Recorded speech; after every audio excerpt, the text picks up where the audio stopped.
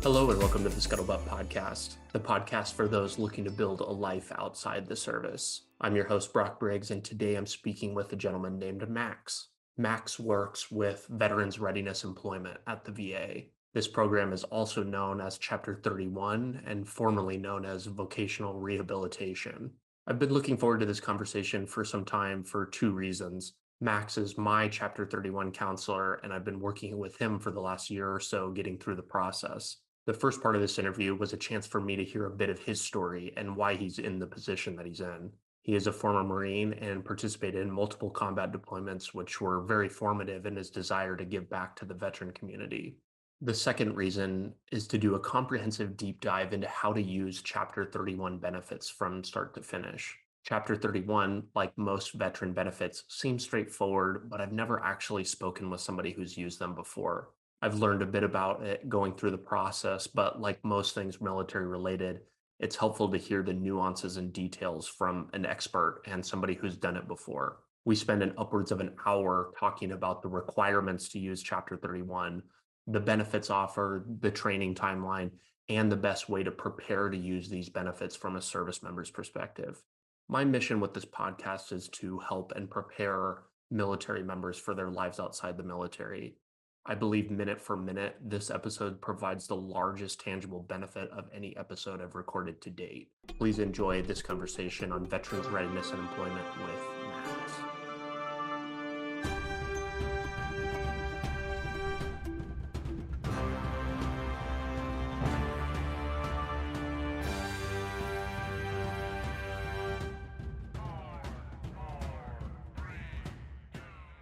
I appreciate you taking the time to chat with me today.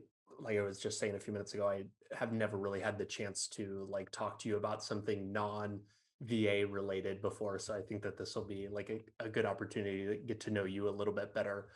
Can you start out with maybe talking about what led you to join the service, I guess just generally, and what branch? I like don't even I think I know that you were in the Navy, but that's really about the extent of my knowledge.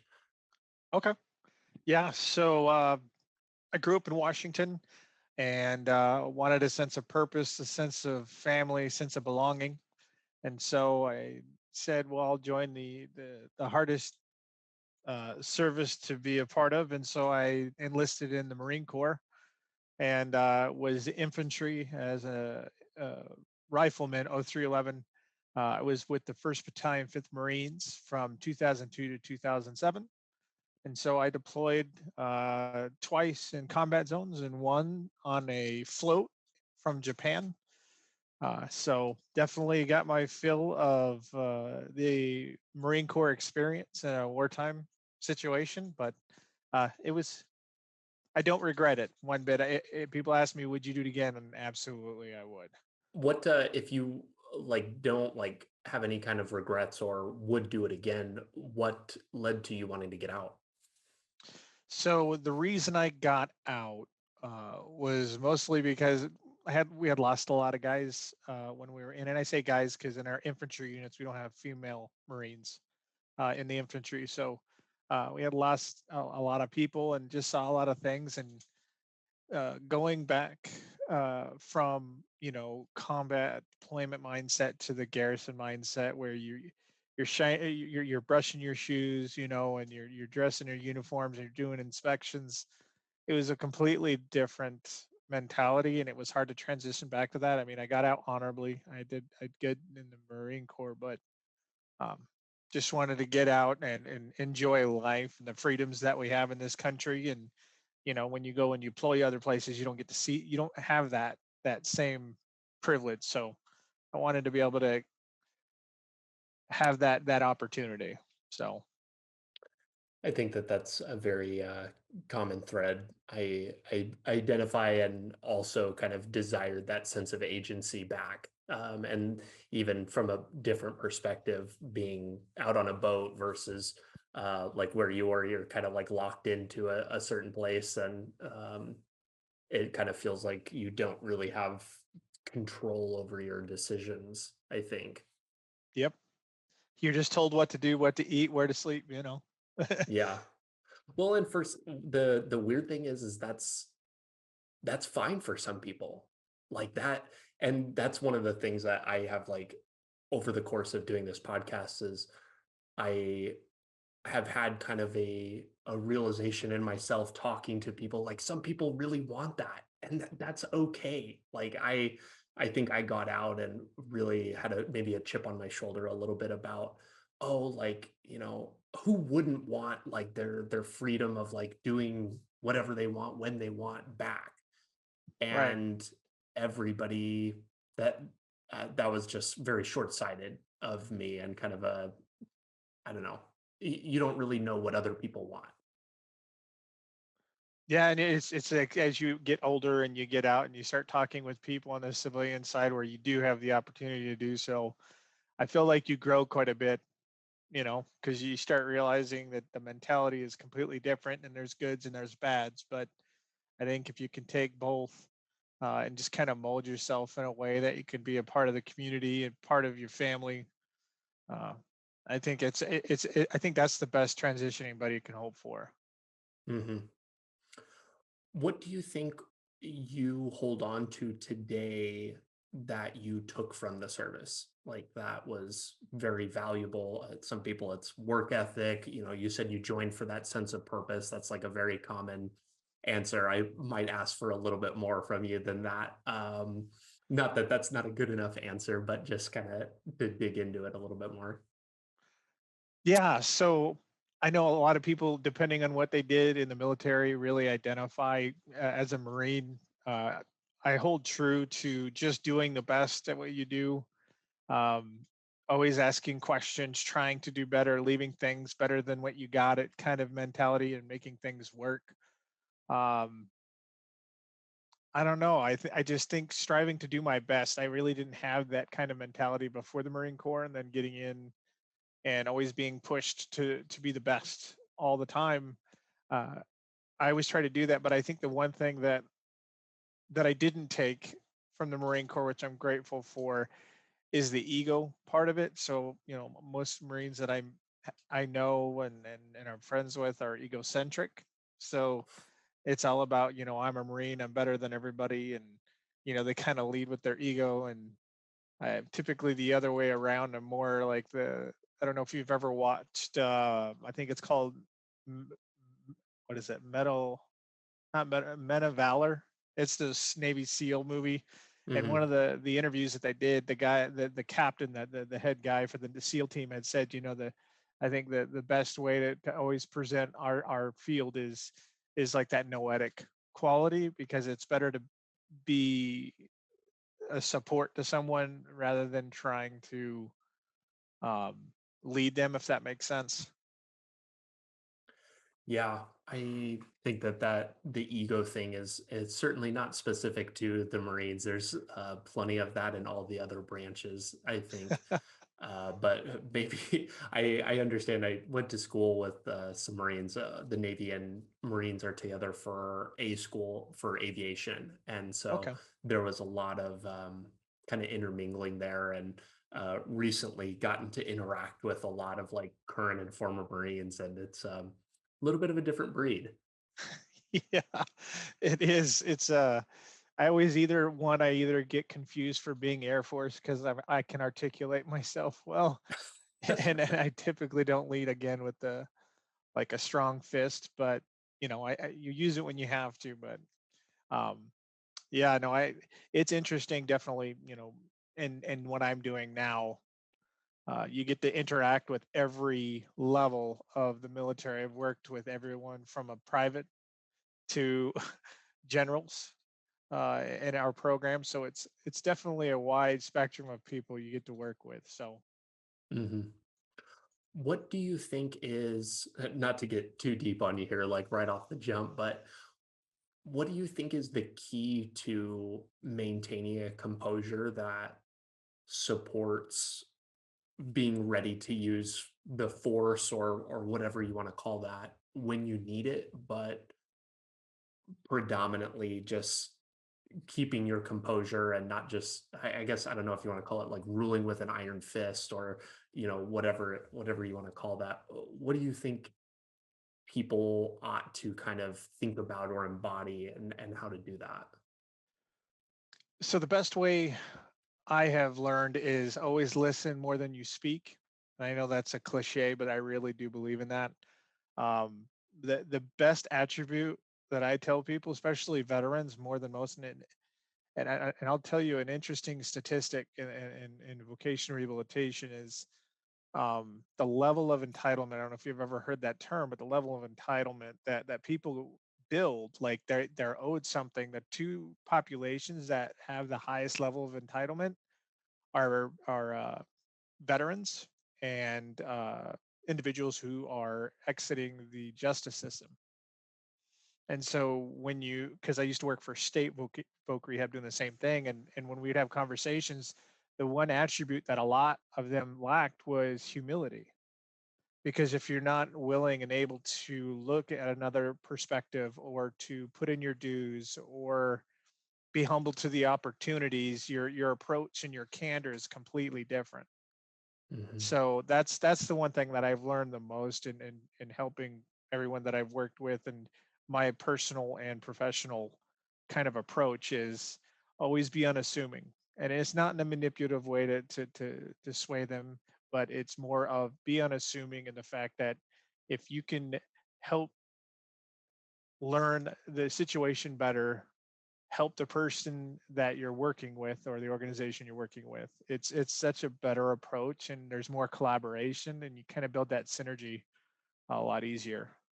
So Hmm. does that answer your question? I'm sorry if that kind of No, no, no. swayed out a little bit. That's good. This is, like I said, this is open forum. There, we don't have to go. Sometimes I like to ask questions that may not have answers. So, Right. but it's just to kind of like explore the topic a little bit, and kind of see what people's approach and thinking is.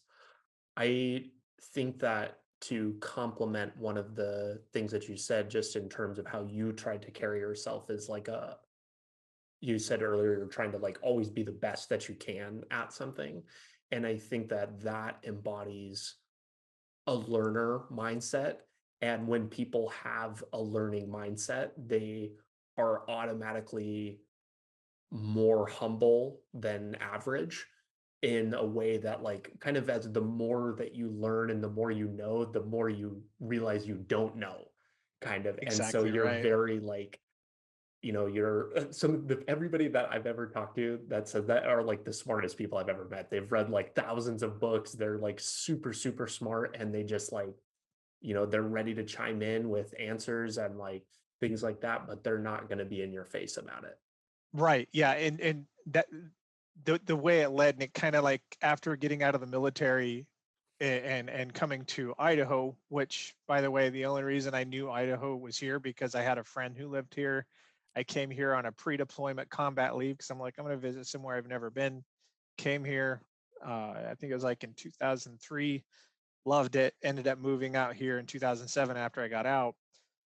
But when I got out, of course, I got this like mentality of like, oh, you're a combat veteran, that entitlement is there, but I didn't know how to navigate it. And so connecting with the nonprofits, with organizations that help veterans, and what I came to realize, and this is where I've like always trying to be the best or trying to understand things.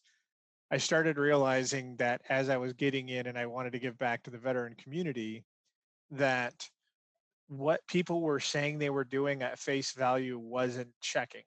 Like the line of how they were doing it and the organization behind it didn't make sense. So I started asking questions. And so as I was going through school under vocational rehabilitation at the time, I was in these organizations and I started doing backwards math. I started looking at, well, how are you actually providing these services? Where are they redundant? Are these, is the evidence or the research showing this is going to be the best avenue with this population?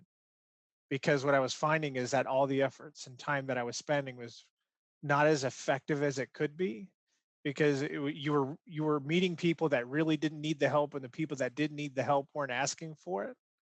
So I wanted to learn how to do it better. And so learning and continually building that knowledge, I think and this is for any veteran that when you go to school and you hear the word statistics and you're like, please God, no. I'm telling you right now, the my favorite course that I took in college, period, was statistics. And you start taking it and you're like, oh, this is a bunch of like weird math. But when you get into it, you start realizing how data, which everything is driven by data, how it is aggregated into different systems and how they present that data in a way that sways it, that supports what they want to do. So you start asking backwards questions of like, what kind of population did you do the survey on? How many people was it? What was the demographics? And start looking at these questions, you're like, okay, is this really accurate? And so, like you said, I think when you had made the mention, the more you learn, the less you know. You start realizing when people say, well, this research study say this shows this, and I'm like, well, actually, there's this famous saying in statistic, correlation is not causation. Hmm. So that's where you really stand back and not like be so quick to say, oh, yep, no, this research says this. And so Yeah. I hope that was helpful. What types of organizations were you working with or that are you talking about that were kind of saying things that you thought maybe were like the intent was kind of too it wasn't accurate? Are you wanting specific names, or are you just wanting just what did the organizations do? Well, both if you want. Okay. If you don't want to give out names, that's fine. That we're not here to like trash anybody, but I just am like, I guess to kind of like dig into, I guess what you're talking about a little bit more. Okay. So here in Idaho, and I'm not going to use specific names, but I think if people really wanted to dig to find out who these people were, you can. So local or nonprofit organizations around here. One of them was Motorcycle Association. There was another one that was an associate was a nonprofit organization that helps veterans professionally develop and being successful in the civilian world and transferring from the military side. And so what I started realizing when I was going through these organizations is one, their vetting processing, asking veterans who they are, what they did, why they're there, and what their intention is in moving forward. And so in the local organizations that I was starting to get into, I started realizing one, it was either a drinking club. So, alcoholism is a culture in the military, cross service. But I mean, like, I think, when you have veterans that haven't successfully transitioned, you have veterans that are dealing with depression, and you have veterans that are dealing with like a wide array of issues.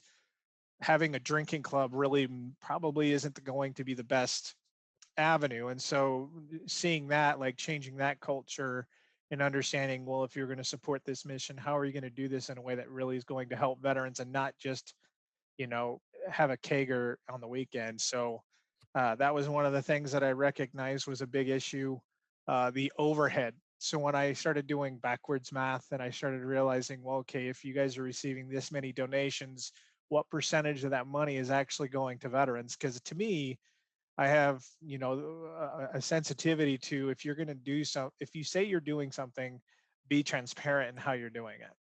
Because if people that are either their retirement or their money that they're working hard for are going to donate towards veterans, don't throw it away to an organization that, for example, has a 96% overhead. So only 4% of the money that's donated by the actual sponsors is going to veterans. And so I have a problem with that. I feel that's somebody creating a secondary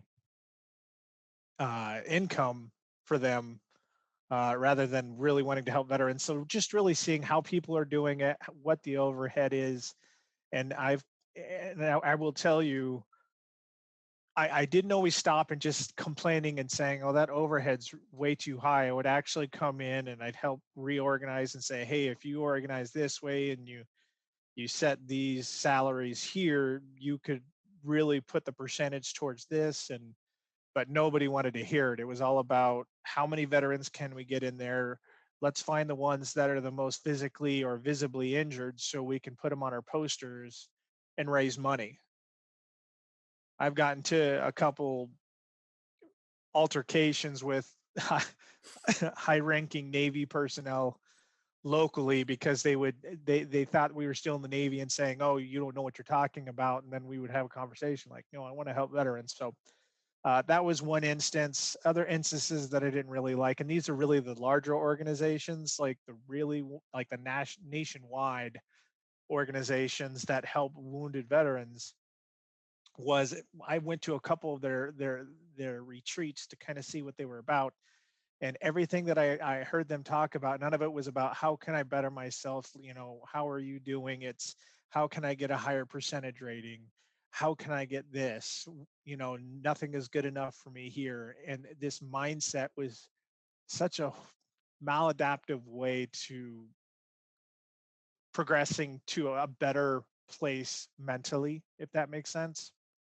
So just the culture was just a different feeling. And so I wasn't really impressed with a lot of nonprofits. The ones that I will, and I'll say their names, America's Fund and Semper Fi Fund, probably one of the best run nonprofits that I've seen. I've talked to them about their overhead, and they actually have a very low overhead. They have really good individuals, and they present their information in a way that it's not redundant. So when I mean redundant, a lot of nonprofit veteran organizations will say we do this for our veterans, we do this for our veterans, and all these things. But if you really look at it, everything that they do is provided by the VA, whether it's post 9/11 voc rehab, or if it's provided through the VA medical center, if that makes sense. So I think just being not skeptical, but being analytical in what the organization's doing and how they're doing it, I felt was important. Every veteran is going to be like, oh, we need more veteran resources. We need this, we need that.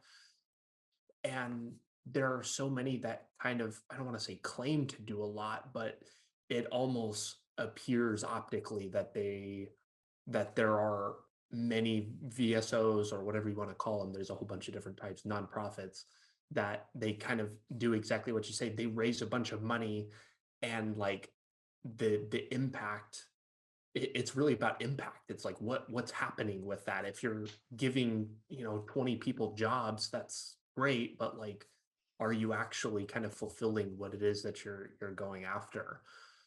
um so what do you think are some ways like that you can suss out organizations that like really kind of have aligned interest? You said to kind of like be analytical, but what kind of take that another step? Yeah, so I've had somebody ask me this question, and it took me a while to figure out how I did it, but I figured out how to do it. So I will tell you, working for the VA has their weaknesses for sure, and it has their strengths. But in regards to the research, the resources, and the time, like the VA's been around more than 100 years, and so when you're talking about an organization that has that many resources, and you're doing is bashing the VA, I am skeptical. And the reason I say I'm skeptical because if you're saying the VA is not meeting a need in some way, how are they not meeting the need, and how are you bridging it, right? So I always the best organizations that I've seen have actually contacted and worked with the VA to collaborate and figure out where their weaknesses are. Because if you really look at the VA is socialized healthcare. Like if America really wanted to see what healthcare looks like, socialized healthcare looks like, it's the VA, because we're not like the private sector where you can instantly push the pendulum and say, oh, we've got this demand. Now we need all of these positions and this pay and these resources. It takes years to propose budgets, and how are you going to organize that? So for the nonprofits, that if they should be essentially working themselves out of what they do. And what I mean by that, if like for example in my job, like if I'm working with a veteran trying to get them a job, my job is to get them to the point where they're successful in their career, and then I don't have a job to provide them because I'm doing that job. nonprofits should be doing the same thing. So if you're a nonprofit that says, for example, you're doing professional development, but you're providing platforms in a way that are just a pipeline to present to sponsors, and you're not seeing a high placement rate for employment, then you really have to answer that question. So I always say nonprofits should be collaborating. If they're not collaborating within the community or within the VA, then I think there's a secondary gain to it. That's at least a pattern that I've seen. What gave you the passion you have for kind of giving back to the community? Um, so that goes back to one of my mentors and people that I really looked up to. And if anybody ever wants to, you can look him up. So his name it was Captain Maloney, Captain John Maloney.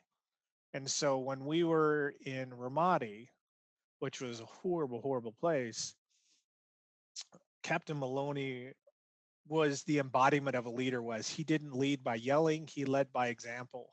And I'll get the example that I will give you is that we as a unit in Ramadi went on, I think, like over 230 patrols within a 7 month period. And we did more patrols than in any other unit in that area. Out of those patrols, up until the time that he got killed, he was going out on every patrol with us, walking on the ground with us. And I remember vividly seeing him, like, after doing like a 24-hour op, and then we got back, we're all, our eyes all red, we're tired, sweaty. He's sitting on the HESCO barrier, his eyes are deep red, and he is exhausted. He's got his head down. He puts his head down for 5 minutes, and then another unit, another patrol was going out, and he gets back up and he walks out with them. And I remember our first sergeant, like, what are you doing? He's like, I can't ask my Marines to go out and do something that I can't do myself. It is my responsibility to make sure they get back safe. And so that's what he did a majority of the deployment. And I had never seen that ever. And NCOs, lieutenants, everybody revered him because he expected more from you all the time. And so I kind of took that because he served the people below him. He had a servitude type mentality with his unit, and we had the best unit. And I think he actually got like a really high commendation from the Department of Defense, posthumously after he had gotten killed. But um, I wanted to be able to give that back, and we had other guys that we had lost as well, and I felt like it would be a disservice or disrespect to them to sit back and drink beer, complain about how things aren't good enough when they didn't have the opportunity to do it with their families. So I kind of took that and turned it around and says, how can I help veterans? And so started out doing it just basic in the community, and then you start realizing, how can I do this better? And you just keep evolving. I don't think that our country is short on veterans who want to kind of sit on the sidelines and throw bombs at how bad the system is and or how bad the service is or anything. And it's really hard to buy. Well, the sad thing is a lot of people do buy into it and hear it. There are plenty of issues, but it's hard to for me to kind of like put stock in those things that people say if they're not willing to at least do something about it. You may not be able to fix these major problems, but why not like try and do something positive about it? Yep, I agree. You kind of have hinted a couple times about like your transition out of the service. Was that a difficult time for you, if you don't mind sharing? Yeah, yeah, it was. So when I got out in the Marine Corps, like our culture was drinking. Like that's all we did. Like we played hard, we worked hard, and we lost people, but that was the mentality we had. So trying to do that in the civilian world doesn't really work. And so getting out and working hard and realizing the civilian, and I don't mean this for the like society as a whole, but when you're in the working class, at least from what I found when I transitioned, it was a hard transition because people didn't care what I did, where I went. That I was just there to do a job, and if I did the job better than they did, then they disliked me because of it. If that makes sense. So you're young and you're full of, energy, and you want to do things really well. And the civilian world did not like, at least my counterparts did not like that I was willing to come in and work harder. Not to disrespect them, just that was the way I worked. And so I I dealt with a lot of issues, and I will tell you, the TAP program back then, like when stuff was really going on with combat, there was no there the in my opinion, the handoff with the VA was horrible. You had that TAP briefing, and they say, don't hit your wives, don't drink and drive, don't do drugs. That was like the biggest tenets I remember hearing, and that's it. And then you're out. They don't tell you about how to submit for a claim for VA disability if you have them, and how to get connected to get medical care. Like, they don't say any of that. And so I had to find out through the community, of other people, and it was here, the National Guard, I had heard about it, and they're like, oh, you should do this. And so that's when I started my process, and working with the VA to get service connected. And even then, it was really difficult. When did you go on to start working at the VA? So that's a good question. So initially, I was going through a community college here locally, and I was getting my associates under the post 9/11 GI Bill, but I was struggling academically. I wasn't failing by any means, but I wasn't doing very well, and I just didn't know how to do anything, like in regards to learning new things. And so after connecting with the VA and doing occupational therapy, speech therapy, and working with a neurologist to figure out how to relearn, I then got connected with a veterans representative with the VA. They're called Veteran Success on Campus. That's what it used to be called, but essentially they're counselors that are on campus at the universities to help veterans transition. And I met um, this individual who helped me kind of work through what I was doing, and what my interests were, and kind of did an initial evaluation, and found out through my interest and aptitude assessment that I had a knack for um, the social sciences, and more specifically vocational rehabilitation, because that's what he did.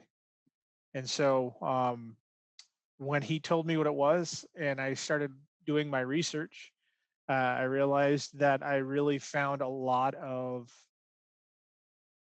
purpose through employment. So it doesn't have to be employment, but having a purpose provides a center point to help veterans transition out. And it did for me, and I know a lot of other people do as well. So I was like, no, that's what I want to do.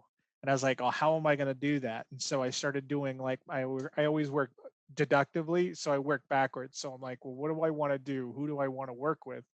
And I knew I wanted to work with veterans. Like, that was my end goal. And I'm like, well, how do I work with veterans? Well, you got to work for the VA. And so after doing that and talking with this gentleman, I asked him, I said, well, when's the last time the VA hired a counselor for VRE here in Boise? And he's like, well, it's been about 15 years.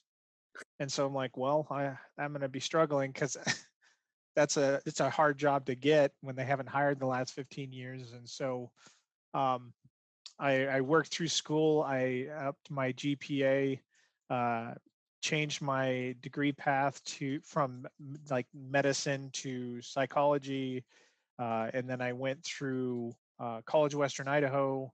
Then I went to NNU, and I did Northwest Nazarene University. Got my undergrad in psychology, but my major was in statistics and research. And then from there, I got accepted to the University of Idaho doing rehabilitation counseling.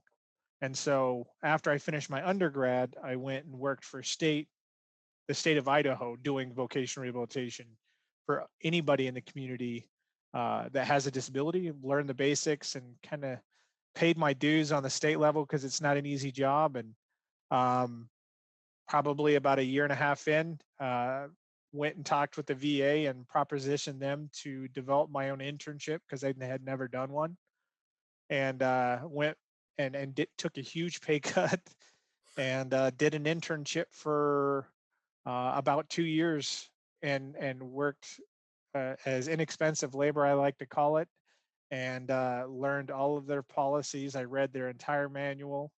I read everything, and every paper that I ever wrote in my graduate program, and all the presentations and all the research that I did from my undergraduate all the way through my graduate was for the veteran population. So I was like working backwards on how to do it better and figuring out, you know, how does it be as marketable as possible, but how to be a good counselor and have some validity to what we do. So uh, got the fortunate opportunity 2 weeks after I finished my my graduate program, and was offered a position with VRE. And so I've been here since 2018 and still Wow. working here. Yeah. That's such a story. Yeah, man, you were hungry. Like Yes. that is so that's I love stuff like that. People who like are not deterred by just the like, oh, like you can't do that type thing. It's like, no, you found the closed door and you beat it down with a bat. Like that's we're gonna find a way in here. Creating an internship, like that's so cool. Well, and I knew it was going to be a uphill battle because the people that I worked with at state, I always call state voc rehab my home because that's where I learned my basics. I learned how to case manage because their caseloads are about 100, 120, 130. Ours right now are about that now at the VA.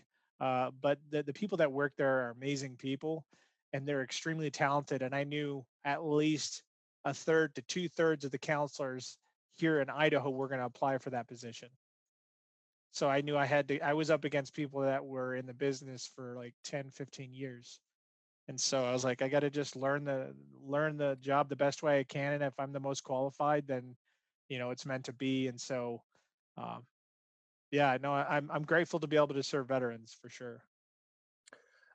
There are a lot of things that we could kind of spend a lot of time on there, but I think one of the most important things about that is the coming back to you're working backwards, but you're working backwards to your like purpose driven job. And I think that that is something that is not communicated to one to veterans, but like just to people in general. It's like everybody says, "What do you want to be when you grow up?" And not thinking about like, "Hey, what will make you happy?" It's all about, "Oh, I want to make this amount of money, or I'm going to go be a doctor just because I need to make $100,000 a year or whatever." It's not, those are two separate conversations for some reason. And people kind of assume that you can't find a job where you can do something that you love. Yeah, no, and I found that a lot. And everyone that I work with, the common thing I always hear from my veterans is, I wish I would have connected with you earlier.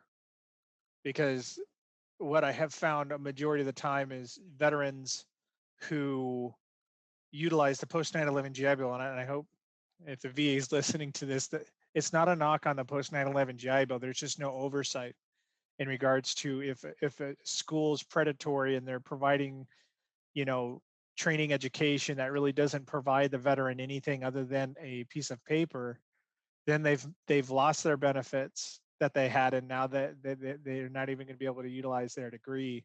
And so I think the biggest thing that I try to do in the very front end when I'm working with veterans is humble them and what they're wanting to do, because a lot of them, and I even tell them, I was like, tell me if you either one believe this or two were told this. And I said, you were told that if you're a veteran and you have a degree that you can go anywhere and they have to hire you or they're going to hire you. And they're like, yeah.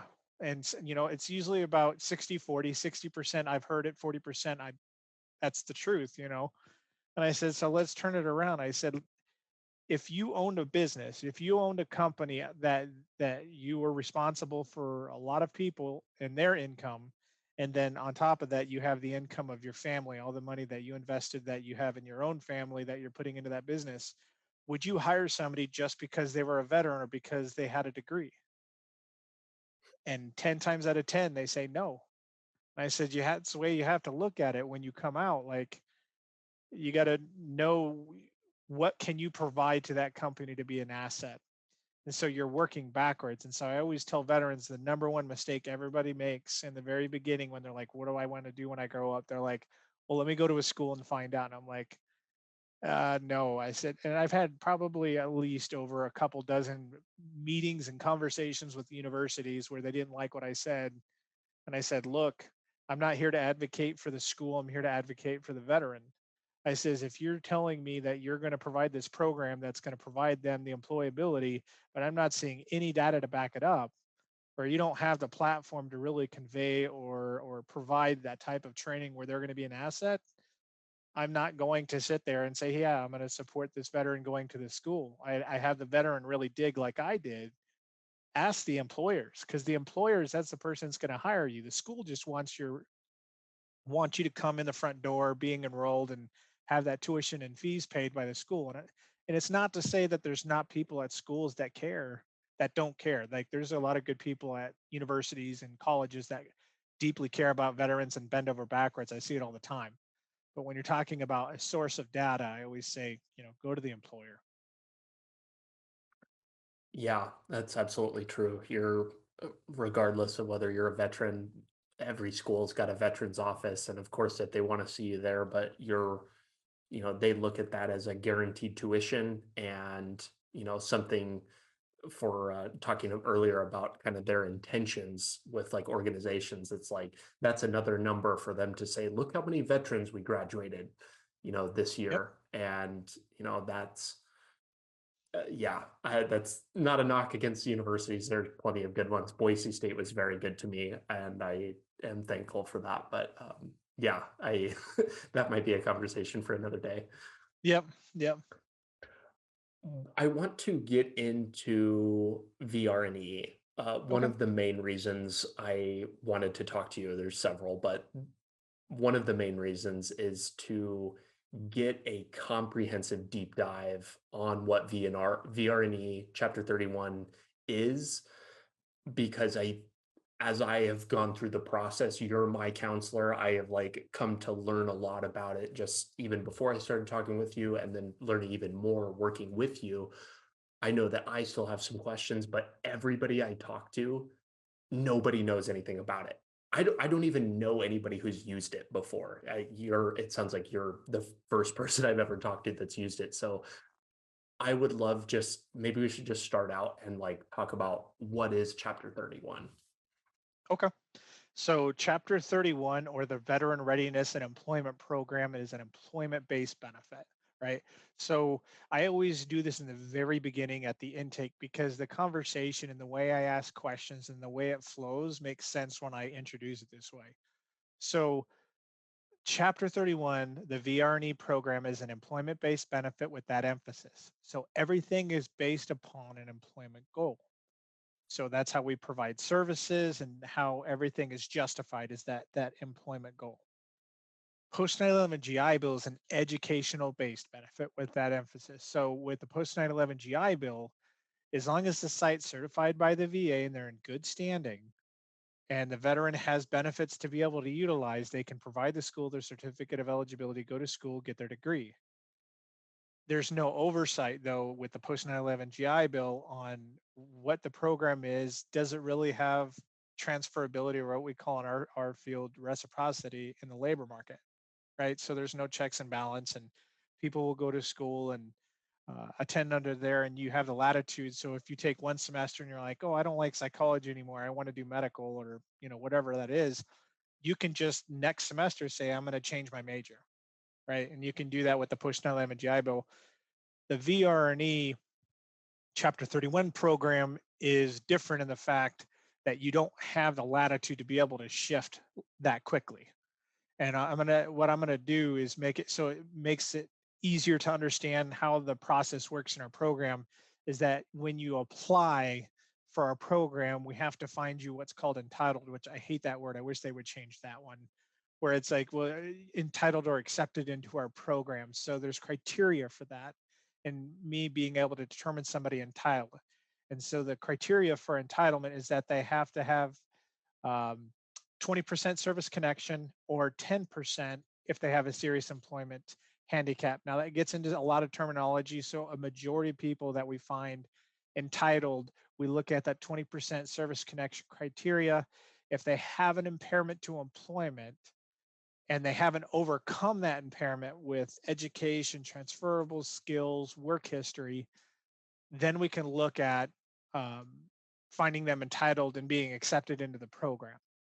So that's the first step. So you hear a lot of different people, and this is where, again, I'm very transparent.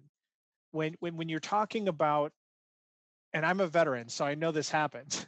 So there's a lot of individuals that have built their nonprofit organizations, but they're provided quite a bit of money through YouTube, through their own website where you can subscribe and do all these things, and all they do is bash VRE, and all those individuals, I say 10 times out of 10, actually came through our program and were able to receive their education and training through our program. And so once we look at somebody's entitlement, we have different people apply. Like, again, we have some people that were enlisted. They've never had all they've had is high school diploma. They've never had any college, no training on trade schools or anything like that. And then they're struggling to find work. And so we have to look at, well, one, how's the impairment to employment? And we have to look at, we have two different categories we really look at. There's the physical and the mental health. And so we have to look at, how does that look? Are they treating? How does their current job create that impairment to employment? Are they going to be able to do that long term?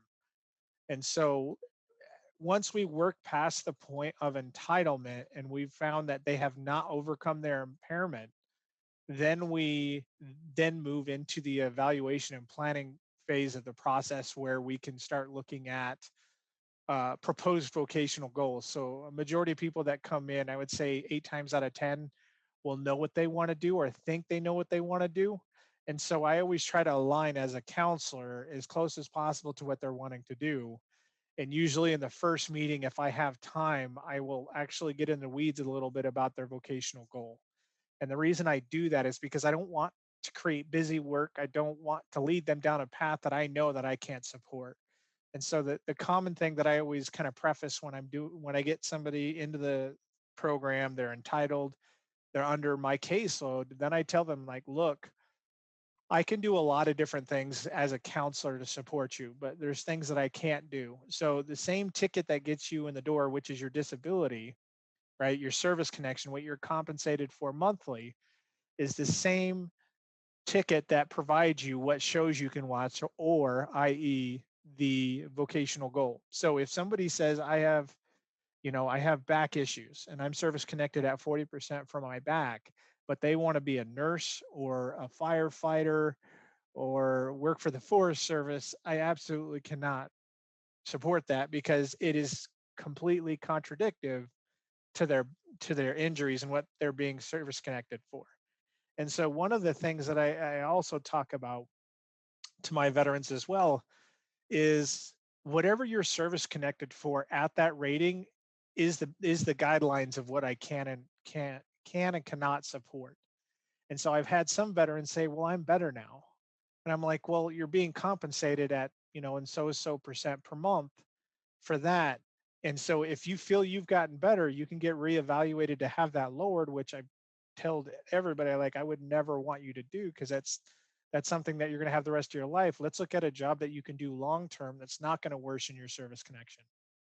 So that's something that I kind of preface as well. And so I think the biggest confusion so far that I've seen with every veteran that I've talked with that had this kind of approach was, they're like, well, I heard this veteran got this, and I I've heard this person, they'll support that.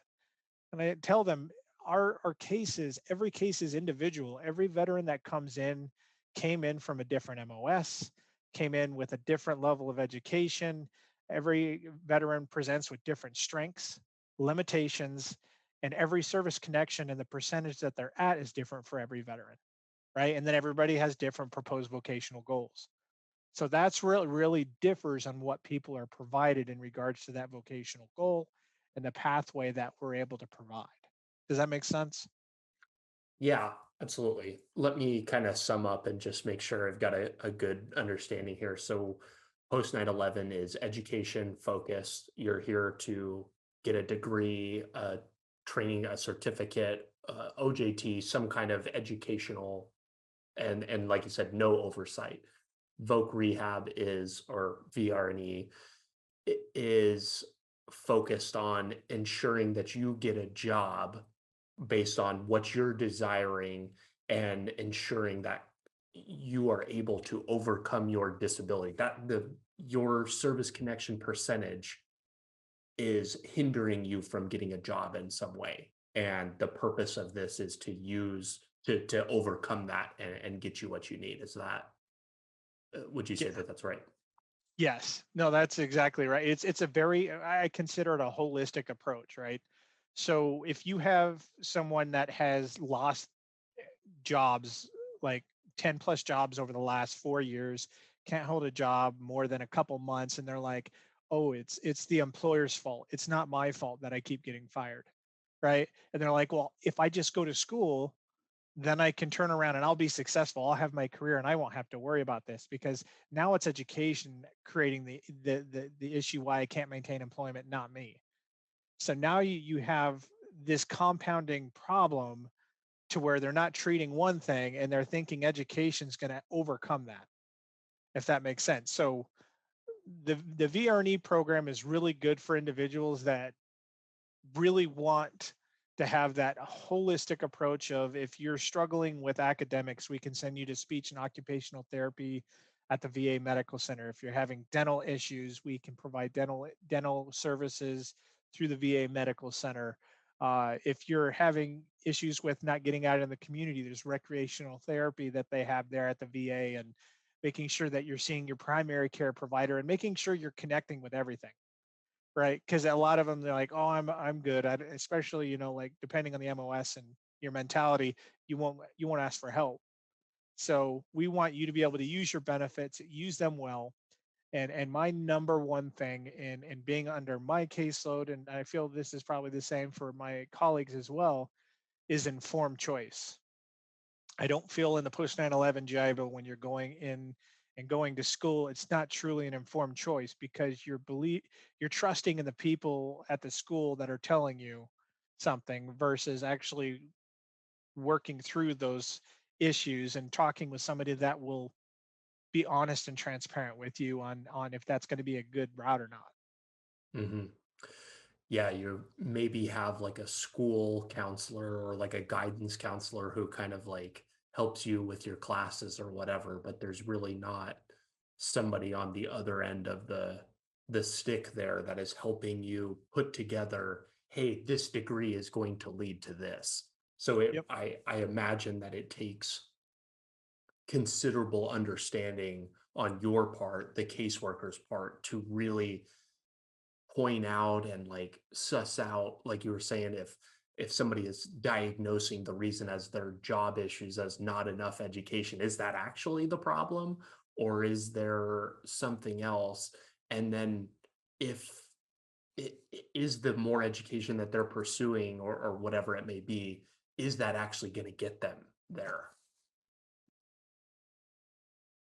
Yep. Nope. That's exactly right. Okay. No, I think that that's really helpful. That's a great kind of comparison between the two. I think it would be helpful next to kind of like walk through what the actual benefits are. What are the things that come with Chapter 31? And then we can kind of maybe compare that to the post 9/11, and we'll kind of go through the how to's. But let's, now that we know what it is, let's talk about what is it that this program is offering you. Okay. So that's a really good question. So with our program, and I'll I'll talk about what we provide, and I'll tell you what the post 9/11 does not provide, because we can provide everything the post 9/11 JAB bill can and more. Uh, so our program provides coverage for all tuition, all fees, all books, and all supplies. Depending on where you're at in the country, there's a different amount that counselors will provide for supplies. So here locally in Idaho, we provide $40 per term for needed supplies. That's pens, paper, pencils, notebooks, dividers, whatever you need to be able to organize and to be able to study and to be successful in your studies. Now, if you need additional amount, now there has to be a justification, but our office as a whole provides that consistently. We provide coverage for tuition. So we send an authorization to the school the student is attending, and they will invoice us for the cost, and then we pay that over our system. And so that's taken care of. You don't even have to worry about that. One of the things that our program provides that the post 9/11 GI Bill does not provide is a parking pass.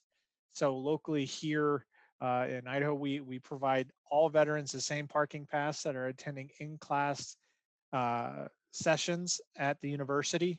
And so that way it lessens the impact financially for veterans to have to take out of pocket to be able to attend class.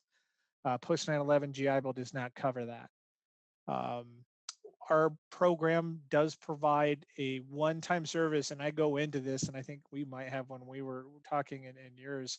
Um, we provide a computer package, so we help assist veterans in obtaining a computer if they don't have one or it's broken. And so I tell veterans this is a single service item. So to help with that, we provide like a case for the computer. Locally here we have like a printer cable, things like that for you to be able to have everything you need to be able to do schooling.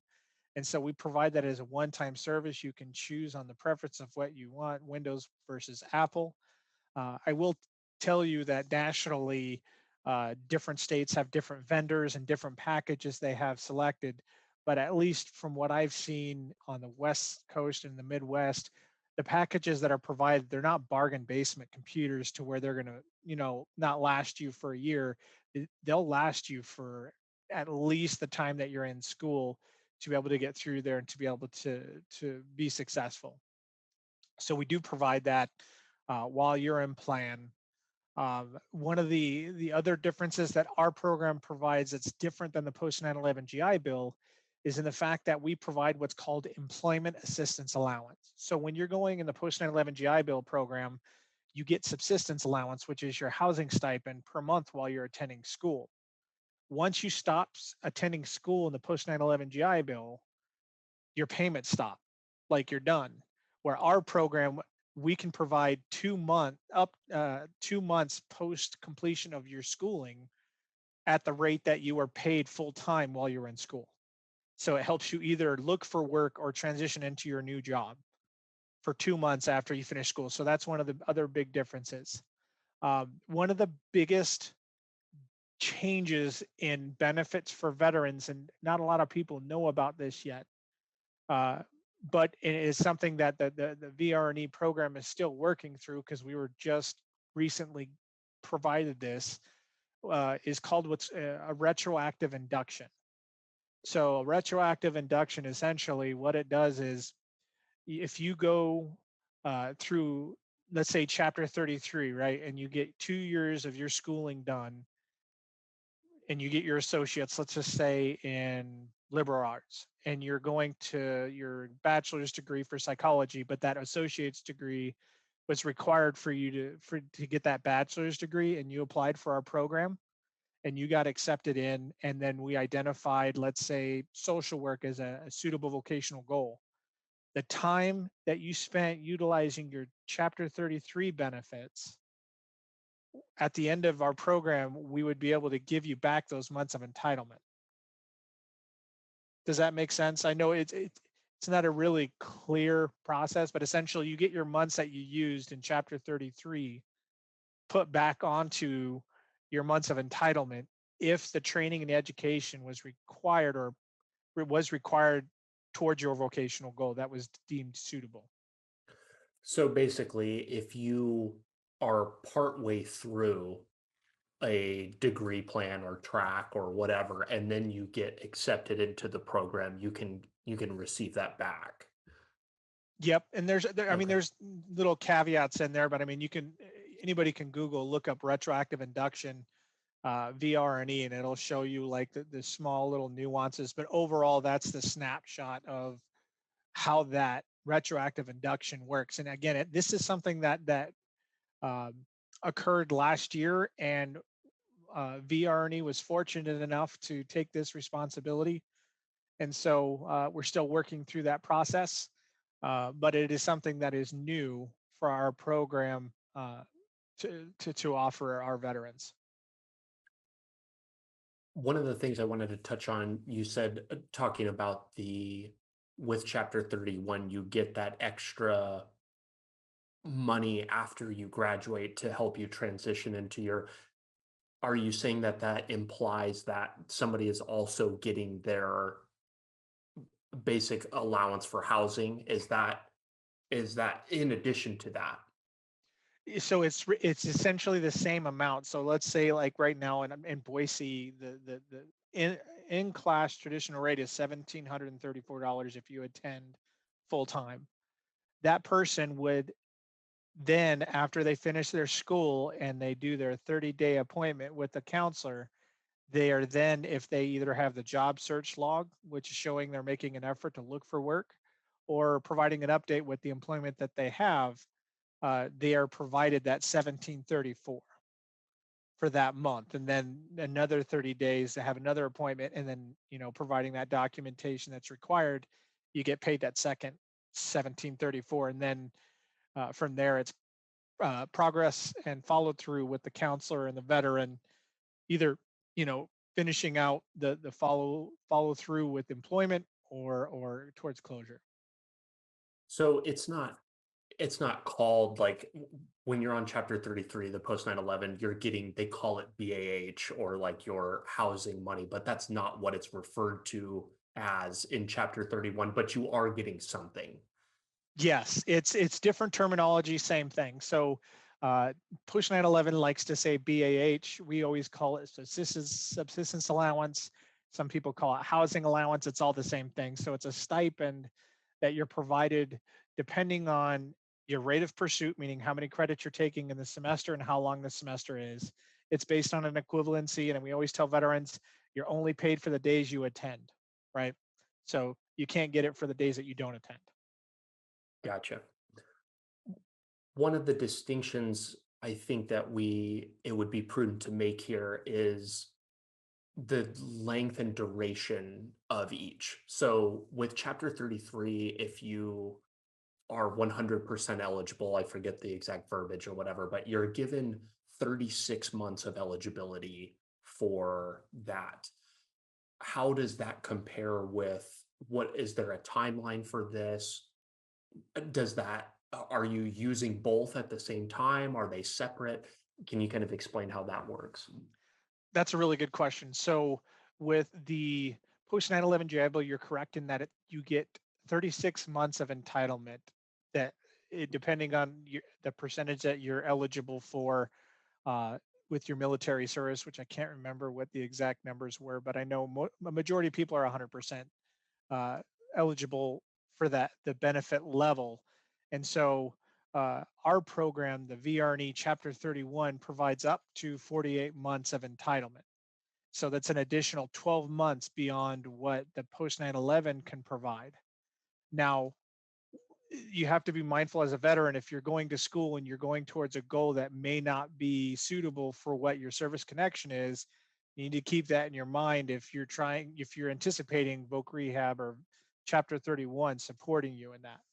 So as a veteran, as you're running through it, I always recommend starting in our program first, because that way you're not having to worry about any of it, and then you don't lose out on the months of entitlement. So the months that you use in our program aren't deducted from the months that you would utilize for your 33. So you'll have all of those benefits remaining when you finish our program. Now it'll eat away at that same time, but we process and put them back at the end of our program. Does that make sense? Yes, I think so. Okay, yeah, it's bureaucracy at its best, but ultimately we don't use your post 9/11 GI Bill benefits. You get those back. Okay. So you said that you get 12 months under this program for whatever it is that you're pursuing. Is that right?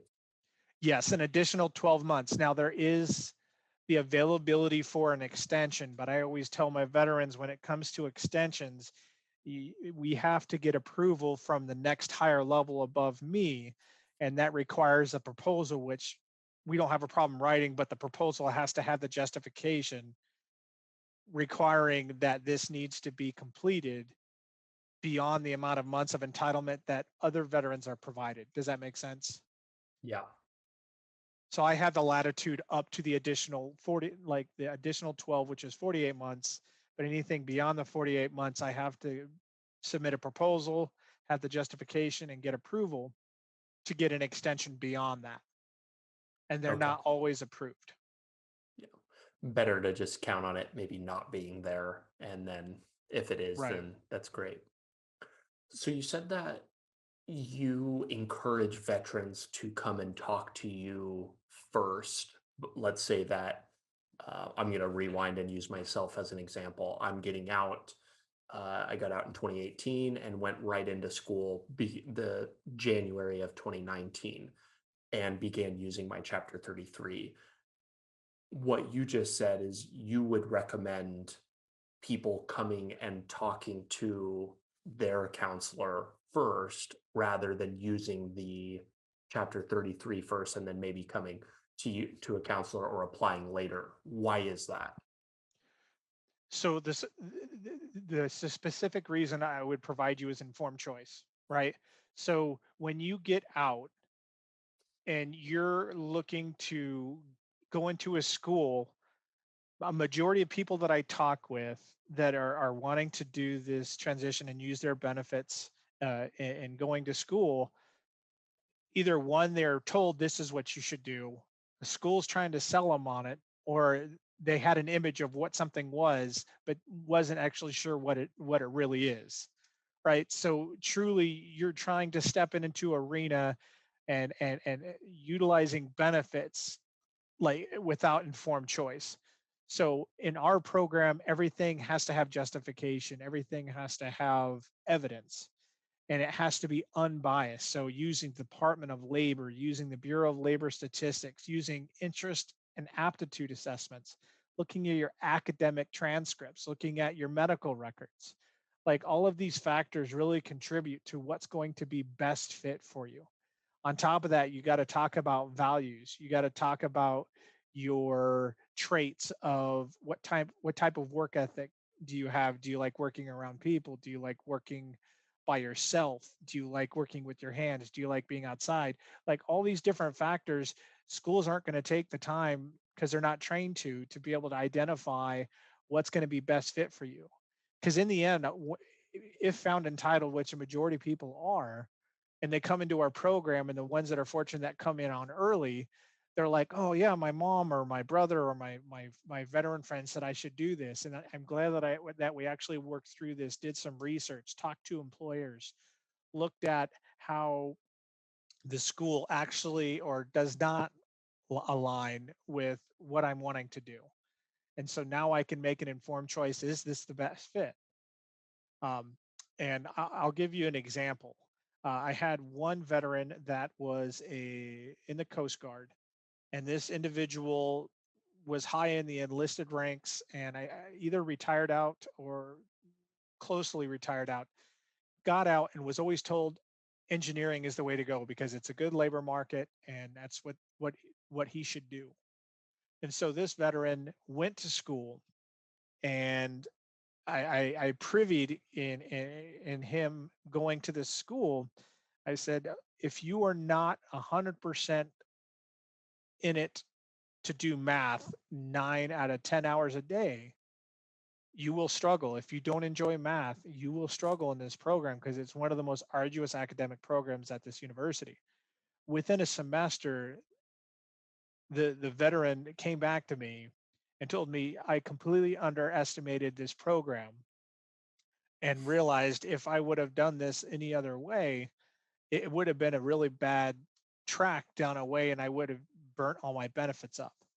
And so I always I always ask veterans, please make an informed choice with your benefits, because they're not like an infinite amount of months of entitlement. So, you depending on your age, your transferable skills, um, our program's really nice because it's very intentional. Mhm.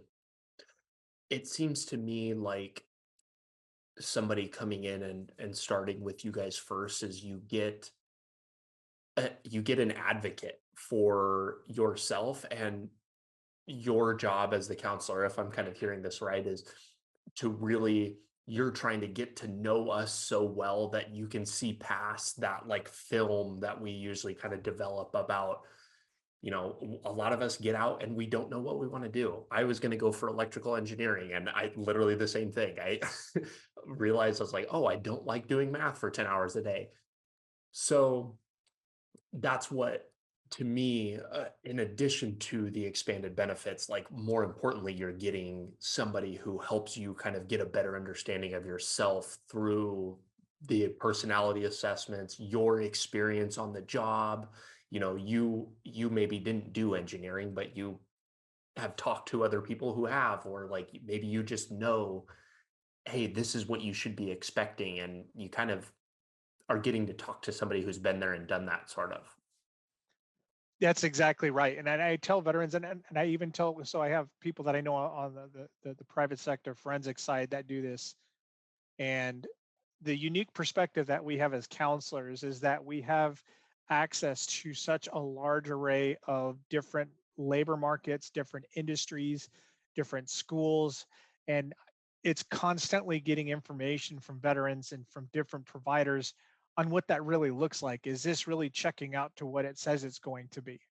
And so Mhm. it's really nice in the fact that, and I tell veterans I want to be proven wrong because I want to continually learn and to be up to date with the current labor market or the current research on where things are going. And so I tell veterans, I says, you can fact check me all day because anybody can Google anybody these days. And I said, but it's important that if I'm wrong, let me know so we can have that conversation because it's about collaboration. I'm gathering information from you as you delve into what you want to do vocationally and talking with these employers, and through my job, I probably know a majority of the employers locally, and I know a handful of them nationally, and I know what the standards are. Like I know what their expectations are. So when people come in there and said, "Yeah, the school said that if I go to their school, I'll come out and I'll be making $300,000 a year," and they start here at top management, and I'm like, I have, what I'm saying, like being able to walk back and have that conversation. I guess one of the things, and this is a saying that we've adopted in our office, and I don't know if nationally they've done it, but we talk about in our office, we call ourselves the dream crushers because um, we do get veterans that will come in and say, well, I want to do this because it sounds cool. And we have to turn around and say, it may not be the best fit, and this is why. And then having that conversation where a lot of veterans that I've talked to and my colleagues have talked with, they have people that tell them, yeah, you should definitely do that. That's a really great idea. But then they're not holding that the hand of, they don't know all the cards that they're holding in their hand. So that's where our programs is absolutely amazing. We have the specialized training. All of our counselors nationally are required to have a master's degree in rehabilitation counseling. It's not required to be certified, but I know a good majority of counselors are nationally certified as rehabilitation counselors. They're trained in the labor markets. They're trained in disability because you got to think how many people you talk to, they don't know what they're doing or they don't know what they want to do. And then you add on top of that disability that completely changes the approach. So now you got to work with that individual and applying their strengths to utilize the highest level of employability that they can provide in the avenue that they're wanting to go, and having that conversation. Yeah, you're talking with somebody like you said, they don't know their own internal failings about what they truly want to do for a job.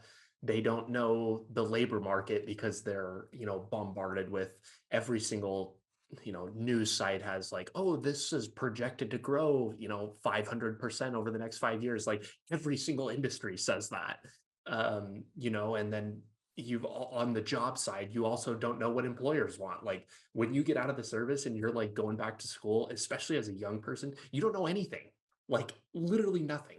And so that's such the beauty of this program is like you literally have an expert in or near expert in all three of those things that's like ready to go to bat for you and help you constructively. It doesn't seem like help. We'll probably talk about this later. There are a couple times like we talked and you like gave me some hard homework. Like like you made me do the work. Yeah, because in the end, you're going to be the expert. You know what I'm saying? Yeah. Like you're providing me invaluable feedback on what you're gathering. And I tell veterans, like, some people have asked, well, what if they give you like bogus information? I'm like, in the end, I can look at the data and say, yeah, no, that's not checking. Or if you really want to walk down there, it's really at the detriment. But I tend to be more of the closer. I work closer with my veterans and collaborating, and I'm very transparent and upfront on if I don't see something checking correctly, I'll bring it up. Or if they have concerns or anxiety of past failures or past patterns that they didn't like for example, I got out of the military right at the recession in 2007. So 2008 hit, there was no jobs, right? So working through that and understanding that labor market now where I'm at now, you have to look at what markets are protected against the economy, right? Because Mhm. people have that concern, like, well, what if the economy shifts, or when the economy shifts, is my job going to be safe? And I said, well, these are the factors that you have to consider in doing that. Is it a necessary job within the economy, or is this something that people will only pay for when the money's good?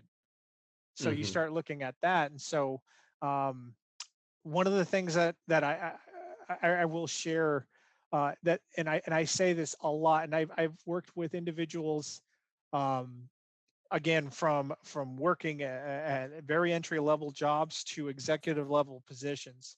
The one most notably, I had an individual that came in and he had worked a lot of different jobs at mid-level management, built a lot of knowledge with the proprietary software programs, processes within the businesses, had that knowledge, but didn't have the MBA to check the box, so the master's in business administration. So we turned around, helped him get the master's in the business administration. He didn't know how to present himself. We did resume development to make sure that we were noting down the transferable skills that he has, doing the interview prep and how to approach those larger organizations because they're different than the smaller ones. This individual was able not only to get hired, but was able to get hired at a higher level than he applied for. And he was, I think it was the largest monthly gross income I'd ever seen.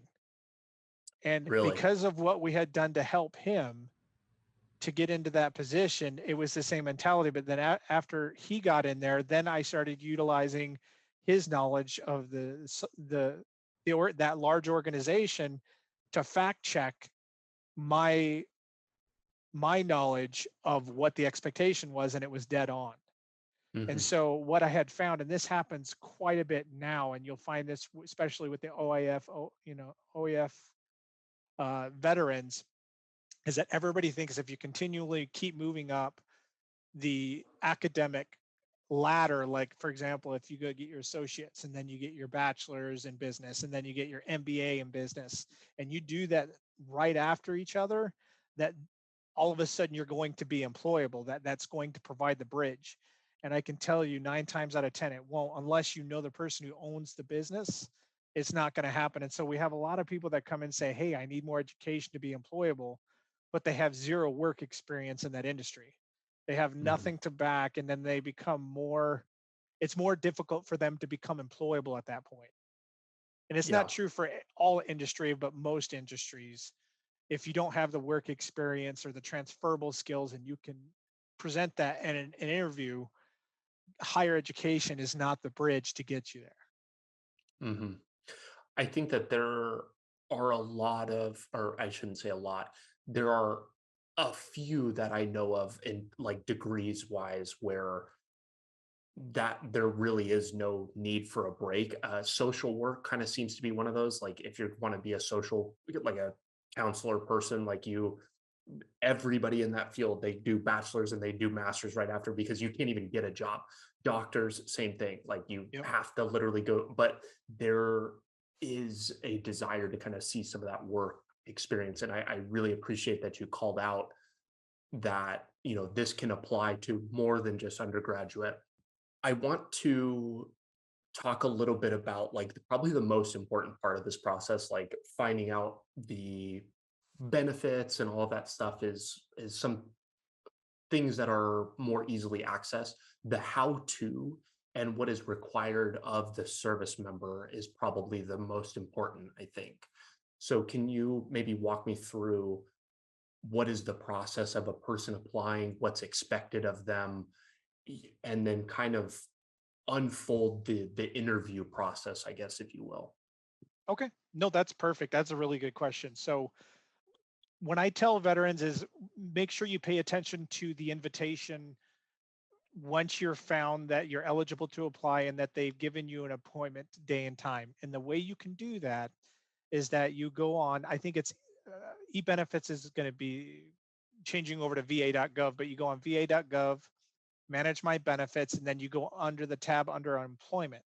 And then under employment, it'll have the link to where you can apply for the VR&E program. And so once you click on that and you put it's a VA form 1900, once you fill that out online, it'll automatically be pushed to the local regional office in your catchment. And then they'll put that into the system, and then they'll generate an appointment day and time for you to meet with a counselor. And so once you get that invitation for the appointment, it is extremely imperative that as a veteran or a service member that you look at the entirety of that email, because a lot of veterans that I've worked with, I've had to change our approach and how I notify them, and that way they know what's expected of them. Is that you need to make sure to complete the 1902W, which is the long form application, completely. So one of the things that I constantly see in there that I've had veterans redo is that they'll put in the work history C resume. I tell veterans the resume does not provide me everything that I need. It doesn't tell me why you left a job, what your gross income was, what your transferable skills were. It doesn't tell me any of that.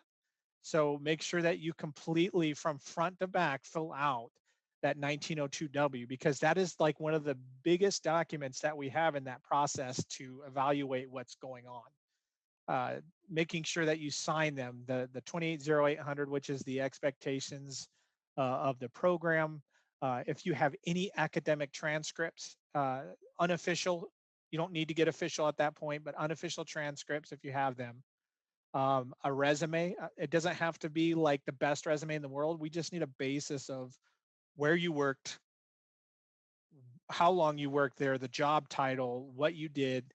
So that way we can help you develop what's called a master resume, right? So if you have the transcripts, um, the resume, you complete all those forms and sign those. One of the other things that you're going to be asked to complete is an interest and aptitude assessment, which depending on how the VA goes, currently right now it's career scope. It's important that you take that assessment seriously, because we also take that into as a factor as well in your interest, what you're interested in, and your aptitudes, what you're good at. So making sure to have all that taken care of. The last part, and I tell veterans that I've had like informal conversations with, is that when you are meeting with a counselor, understand its employment-based benefits. So when you have a conversation, don't talk to the counselor and say, hey, I want to go to school and get this degree, because you're instantly going to be off on the wrong pace. What you want to do as a veteran is come in and say, hey, I want to, I'm currently unemployed, or I'm currently doing this. It's not suitable. This is the direction I'm wanting to go vocationally. What are your thoughts? And so that way you can springboard on a proposed vocational goal. I recommend at least having one vocational goal that you have in mind, uh, and possibly two. That way you can naturally create that progression, because the first meeting generally is just entitlement to see if you've overcome, if one, you have an impairment to employment, but two, have you overcome that impairment? And if you don't feel that you have overcome that impairment, you need to be able to articulate why. So writing that stuff down is always helpful, because it has to make sense. So once you get done with all the documentation. You meet with the counselor. They're going to ask you, what are you currently doing for work? Are you currently treating at the VA Medical Center for your service-connected disabilities? Are your service-connected disabilities worsening? And then from there, depending on how much time they have, some counselors, like me, uh, if I find somebody entitled, I'll naturally walk into what are you proposing vocationally. So if it's, let's say, for example, supply chain management and engineer, I will create a next steps from that point. So I like having things very clear and outlined on what I expect from you between now and the follow-up appointment that we have, right? So that next steps form, I do this, and from what I've seen, our counselors don't have busy work. We don't believe in it. We want you to make that informed choice. So getting those next steps tasks done will be important. And then follow up to that, always make sure that you have a follow up meeting with your counselor. That way you don't fall through the cracks, because a majority, if not all counselors that I work with, we have extremely large caseloads. So being able to make sure that you have tasks that you need to do and then you have a follow up appointment so you can always have movement in your case. And then from there, working through the evaluation and planning. And if everything works out and we say, hey, yeah, this labor market looks good, it's not going to make your service connections worth. You have the months of entitlement and you have the academic, we consider academic horsepower to get through it. Then we'll have you approach the school that we've identified and work through that and getting you into the school, getting you into plan, and being able to get the authorizations out. And then from that point, after signing the plan, it's really just communicating any issues academically, personally, and from there, turning in grade reports or unofficial transcripts at the end of each term. That's really the process of what it looks like in our program. Was that was that helpful? Yeah, it was. I will say, like you breezed through that pretty quick.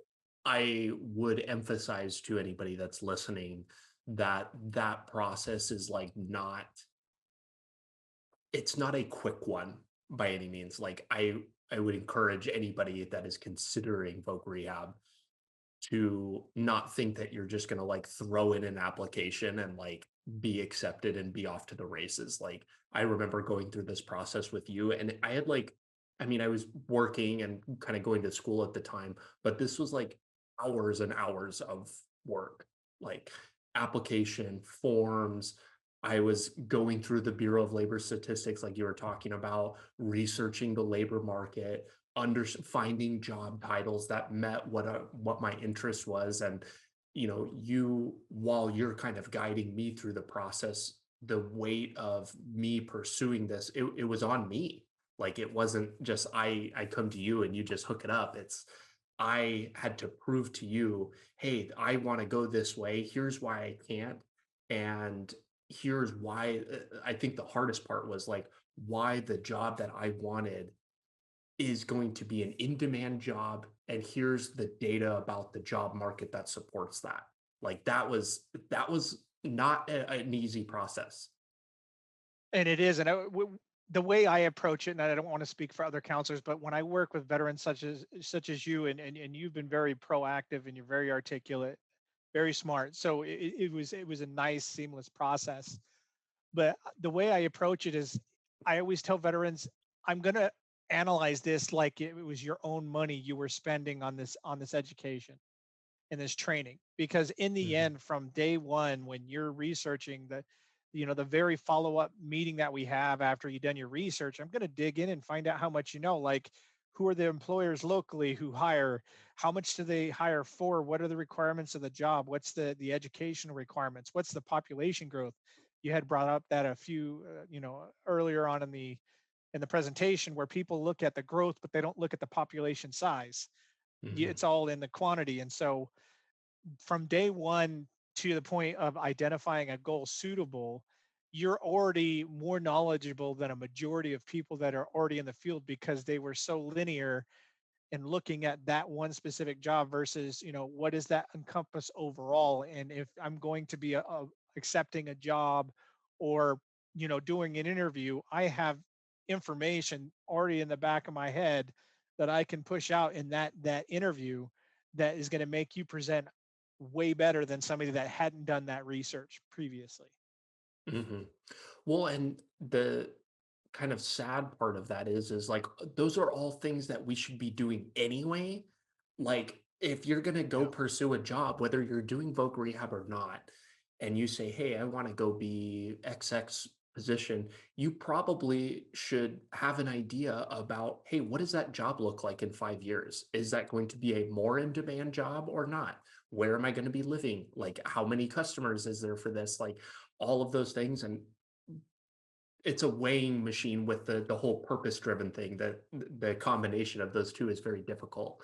But if you're just looking at the job portion, that's also it should be you should be doing it anyway. It shouldn't be it's good to have a counselor and somebody that is kind of helping you through the process, because that I don't think that that's intuitive to a lot of people. But if anybody listening is thinking about this space or whatever, it's absolutely something you should be looking at. Absolutely. I mean, it changed my life. I went from I think I had a 2.4 GPA, went through the post 9/11 GI Bill in my undergraduate, and I graduated with a 4.0 in my graduate school. And I will tell you, and this is really more personal for me, but it really, whether you've got a small service connection and not a lot of impairment, or somebody that's pretty severe. So when I was in the Marine Corps, I had a head injury. I actually had 9 of them, and out of the 9 concussion, I got knocked out 9 times. And so I had an MRI done, and the neurologist looked at my scans. The neuropsychologist was looking at them here at the VA, and they're like, "You're never going to matriculate through your associates. You'll never matriculate through school." And they were pretty accurate in the beginning, where I didn't know how to learn. I was struggling with everything. And so I really had to lean on occupational therapy, speech therapy, disability resource centers that are at the universities and the colleges to be able to be successful.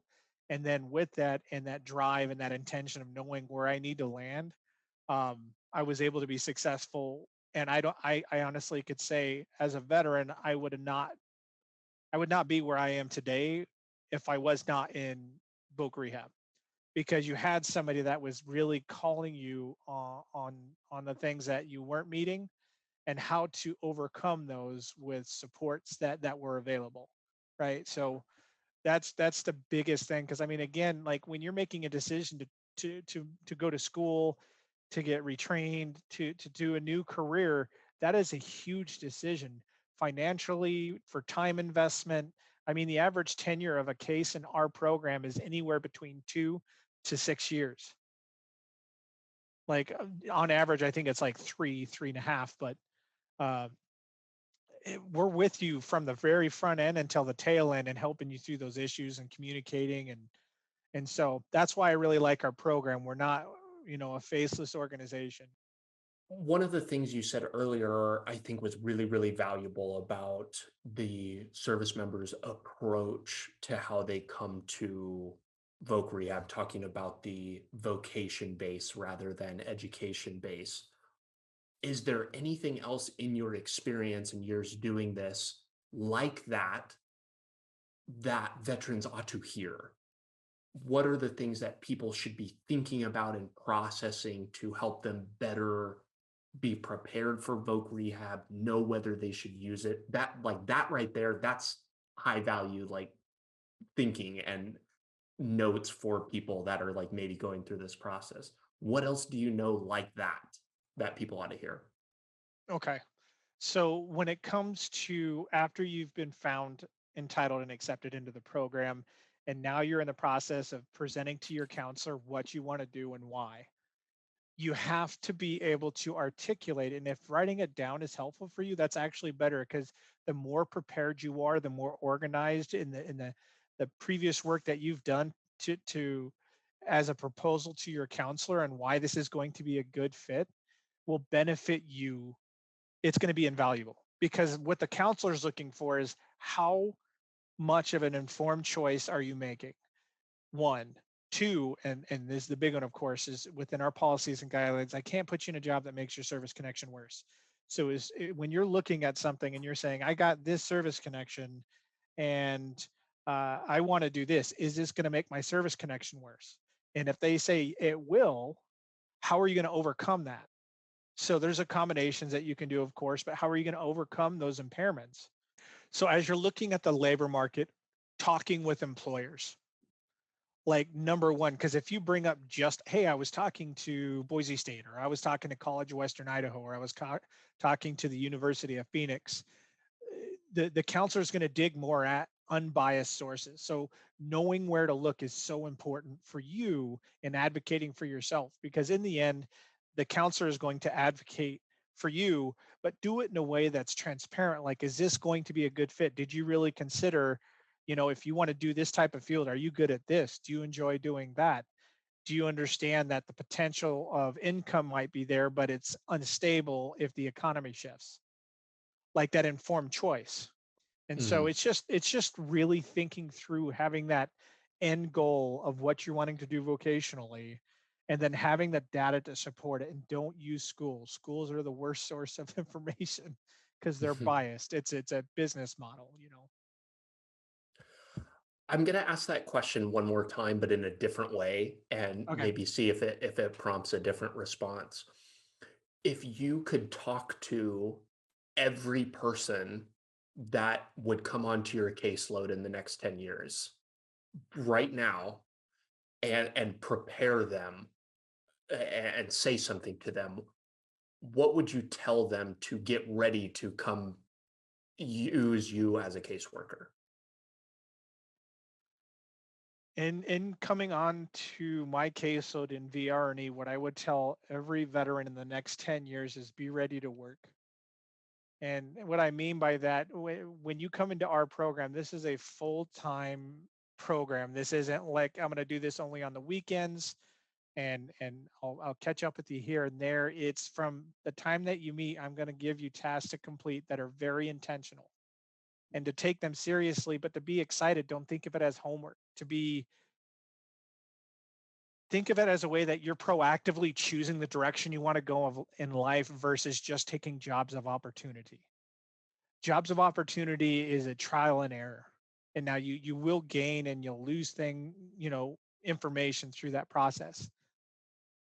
But as you work through that and you start having a clearer picture of where you want to land, that's consistent with your interest, your aptitude, and your abilities, and you see that end goal of that employer, that is going to be full-time work. And one of the things that I have my veterans that a lot of people don't consider is, when you go to school, you have to understand that if you're working full-time and if you're shifting into school, you have to be able to financially sustain off of that BAH or that housing stipend for the next 4 years. So be ready for that. Like those are really key things to consider in timing. But I think overall, if you're willing to put in the work, have a sense of humility, put in your dues, and work hard, I promise you it will pay off. Because people do want to hire veterans, but they want to hire veterans that have that strong work ethic, that are wanting to be an asset to the company, that want to see where that company is going to go in the next 5 years, and to be able to meet them where they're at versus having to train from the day you finish your schooling. Does that make sense? Absolutely. They want to hire people that can use the skills that they've learned from their service and how they make them better than the competition for that particular job. Yep. I I said this before on a prior show talking with somebody, but your time in service is not a entitlement. We've used that word a lot this episode, but Yeah. an entitlement to a job, but rather another data point for why you might be a good pick for a job to an employer. It's just like any other job, but just a little bit different. No, that's exactly right. You really have to sell yourself to the employer, but allow them to mold you. And I always tell them reputation means everything. One of the things that I really have caught on to in patterns with businesses, especially because good fit can affect somebody's outcome of whether they want to do that long term employment wise or not. So, yeah, let's say for your example, you're an engineer and you finish school and you get connected with a new company that has poor management or a poor reputation. There's a good chance that you highly likely will not stay in that profession long term because that's what your impression of that profession is, right? Mhm. So understanding the employers, understanding turnover, like the average tenure. One of the questions that I have when people do informative interviews with companies to figure out is what's the average tenure of the employees in that company. If their tenure is above 5 to 10 years, that tells you that they take care of their employees, whether they treat them well or they pay them well.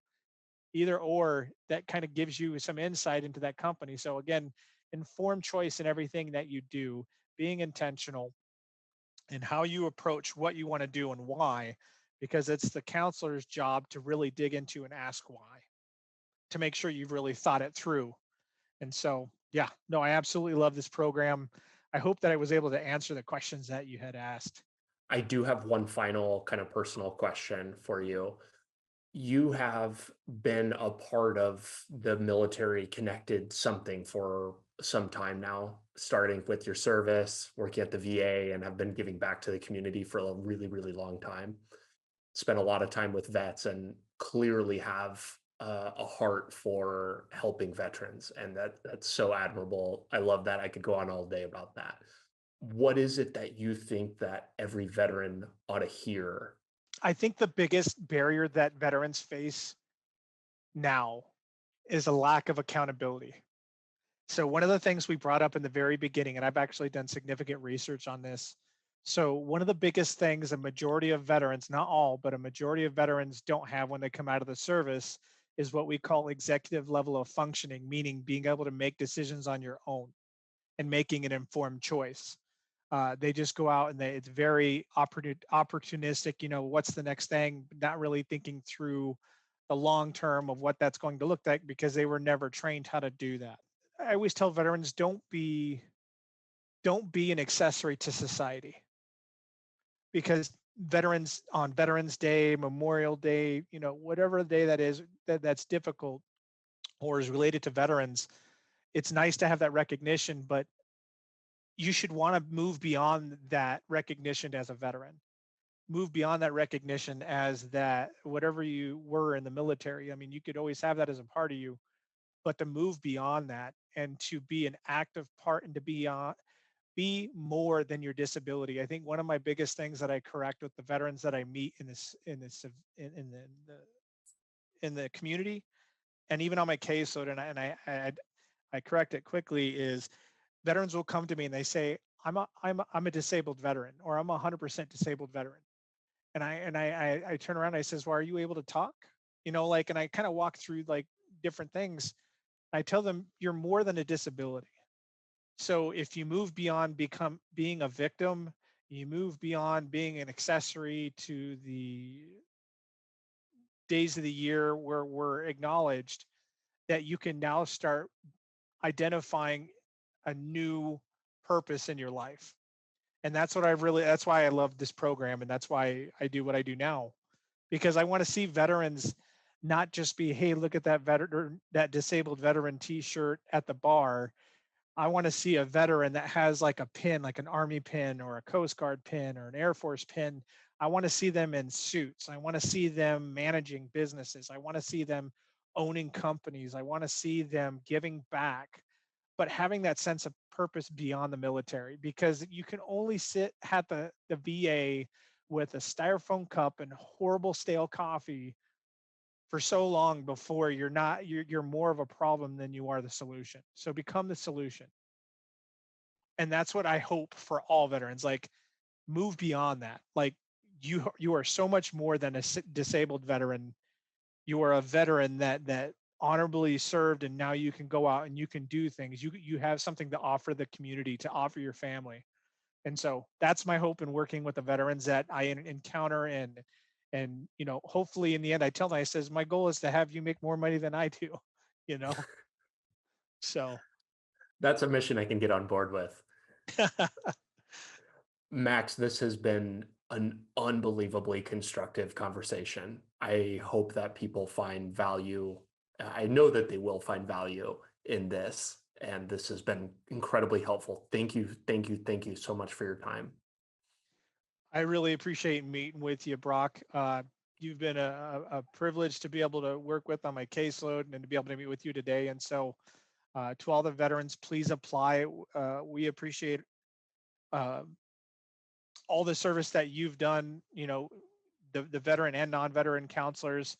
The one thing that I'll leave off with is uh, the VA. I think overall tries to do a good job, but having understanding for the system and the constraints that we work within and having patience, but still advocating for yourself, but advocating intentionally. Um, the VA will be able to help you. Unfortunately, you know, the Boise VA is one of the best in the nation, but uh, overall, I think a majority of people in the VA want to do good and help veterans. Uh, you know, we just definitely have growing pains and we have things we can prove upon, but in the end, we want to serve you guys the best way we can. If all of the other Chapter 31 counselors are half as qualified, knowledgeable, and care about veterans as much as you do, I think we're in really, really good shape from the VA perspective. So, Max, thank you so much. Thanks so much for tuning in today. Your listenership helps me better educate people like you and the rest of our nation's military, both past and present, on building a successful life outside of military service. If you're looking for more ways the top vets are leading more effective lifestyles, building businesses, and using the resources designed specifically for you, press here for a selection of some of the best clips. Be sure to like this video and subscribe to the channel to stay up to date, and I will be talking with you soon.